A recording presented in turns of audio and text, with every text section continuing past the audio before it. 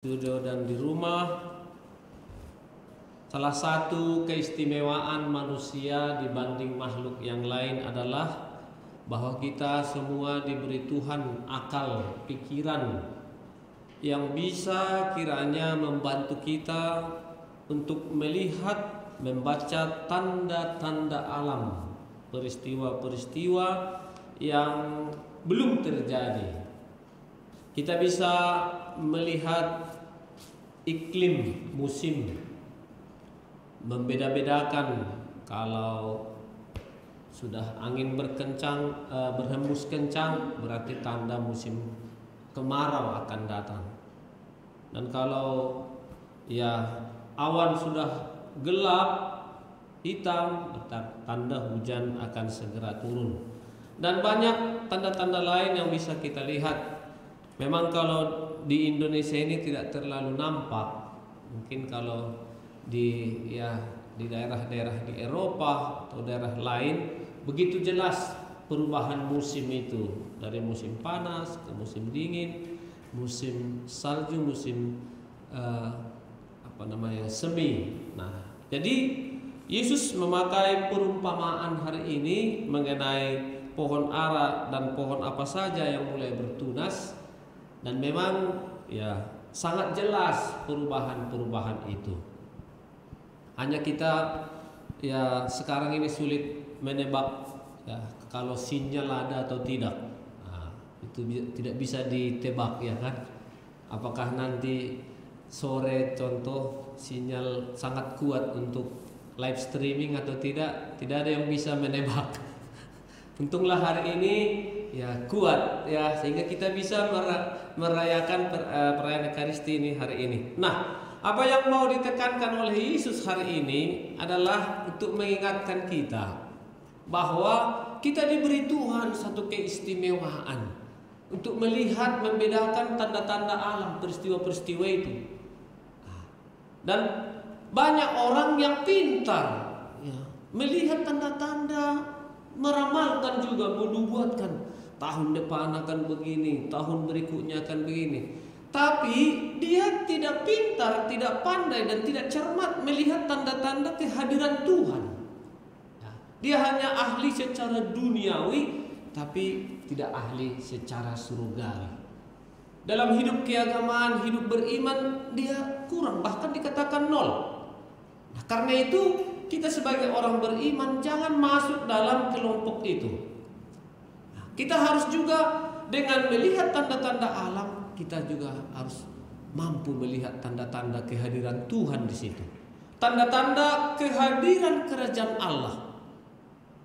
Kerajaan Allah itu ketika Yesus datang ke dunia ini, dia sudah hadir di tengah-tengah kita. Dengan perkataannya, dengan mujizat-mujizatnya, pengajaran dan perbuatan-perbuatannya sudah menampakkan kerajaan Allah yang nanti kelak akan kita nikmati.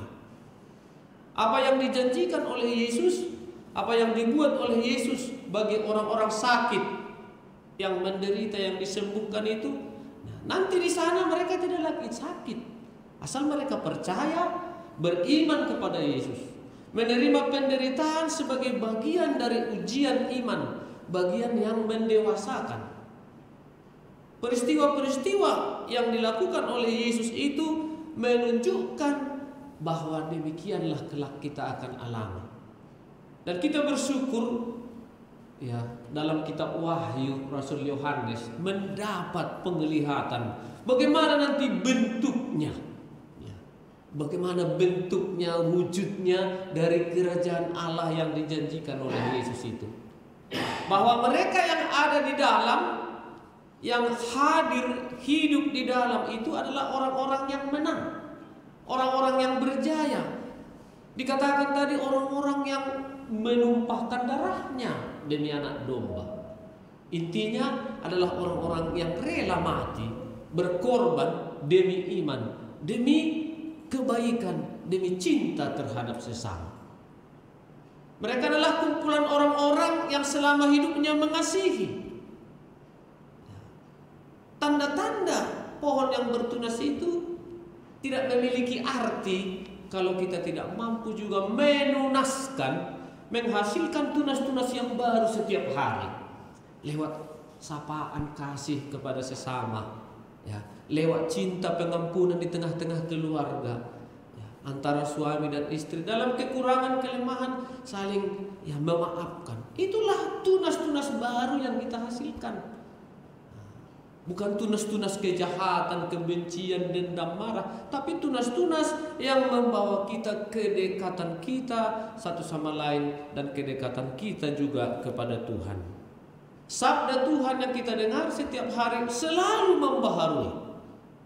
Walaupun sabda ini tiap tahun kita dengar, walaupun mungkin 3-4 kali satu tahun kita dengar, bahkan berkali-kali diperdengarkan, tidak pernah merasa bosan kita. Karena sabda Tuhan ini selalu membaharui. Selalu dia membawa angin segar, selalu membawa musim yang baru. Semoga sabda yang diwartakan dalam perayaan Ekaristi ini juga kepada Bapak, Ibu, saudara-saudari terkasih membawa angin segar baru, di mana kita dipanggil untuk selalu cermat, teliti melihat tanda-tanda kehadiran kerajaan Allah di keluarga kita, di masyarakat, di tengah-tengah kesulitan yang kita alami, dengan selalu saling mengasihi satu sama lain. Itulah tanda yang paling khas, yang paling benar dan paling jelas dari kerajaan Allah, bila mana kita hidup saling mencintai, saling mengasihi. Semoga amin.